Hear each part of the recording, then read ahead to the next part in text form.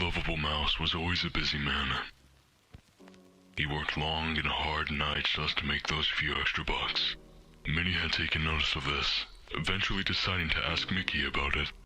Upon questioning him about his struggles, Mickey's patience had finally broke. He'd become irritated, lashing out as he said horrible things to her. She tried her best to reason with him, but Mickey had none of it, slapping her out of pure anger. A heartbroken Minnie had run out of the room with tears streaming down her face. It wasn't long before Mickey had realized the severity of his actions. Filled with regret, he had tried to apologize, but Minnie was nowhere to be seen after that.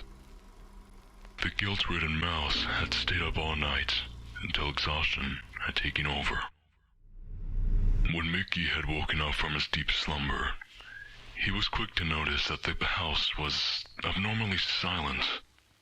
No birds were chirping, no sounds of cars passing by, just pure silence. He ran outside as quick as he could, realizing there was only an empty street and a depressing gray sky. Mickey had walked far down the street, but it always seemed to be heading to the same place, as if it were looping. He grew more helpless as time passed. It all felt like a bad dream.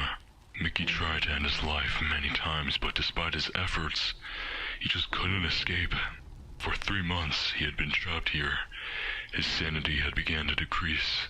The isolation, the loneliness, he couldn't handle it anymore. Until a small, blue-haired boy had approached him from seemingly out of nowhere, requesting to sing along with him. Mickey was confused nonetheless, but what reason did he have to say no?